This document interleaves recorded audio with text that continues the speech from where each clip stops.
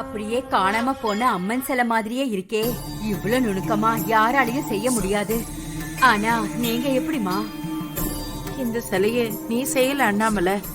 அந்த அம்மனே உனக்குள்ள வந்து தான் சிலைய வடிவமைச்சிருக்கா.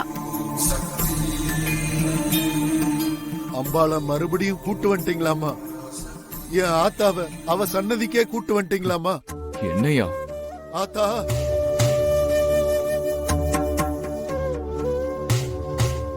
அம்மா ஆத்தாவ உங்க கையால கொண்டு போய் சன்னதில வைங்கம்மா.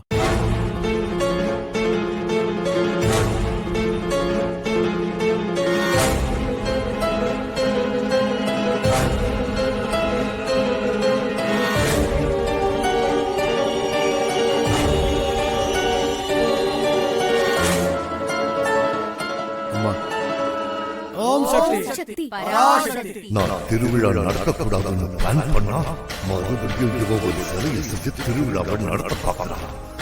இவள சும்மா வளர்க்கிறாங்க. ஏதாவது பண்ணியா?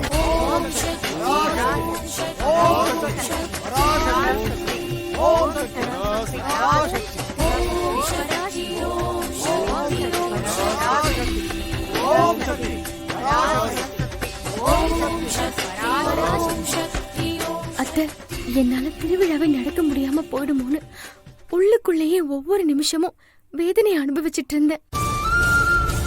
ஆனா உங்களால மறுபடியும் திருவிழா நடக்க போகுது. ரொம்ப நன்றி அத்தை. என் மருமகளை என்னைக்கும் நான் கலங்க விட மாட்டேன். 12 வருஷத்துக்கு முன்னாடி அம்மா சிலை காணாம போனப்போ திருவிழாவை நடத்த முடியாம போச்சு. ஊரெல்லாம் மழை இல்லாம பஞ்ச பட்டினின்னு மக்கள் ரொம்ப கஷ்டப்பட்டாங்க. அதே மாதிரி இந்த வருஷமும் திருவிழா நடத்த முடியாம போயிருச்சுன்னா ஆத்தா உக்கிரம் ஆயிடுவா, அப்புறம் ஊரையே காவு வாங்கிடுவான்னு ரொம்ப பயந்துட்டோம்.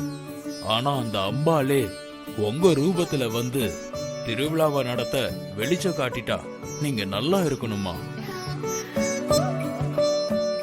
இது ஏன் ஊரு, இங்க இருக்கிறவங்க எல்லாம் என்னோட சொந்தம். இங்க இருக்கிறவங்களுக்கு ஒரு கஷ்டம்னா என்னால பாத்துக்கிட்டு சும்மா இருக்க முடியாது. ஓ சரி, நான் சொன்ன மாதிரி சரியான நேரத்துக்கு அம்பாளை கொண்டு வந்து சேர்த்துட்டேன்.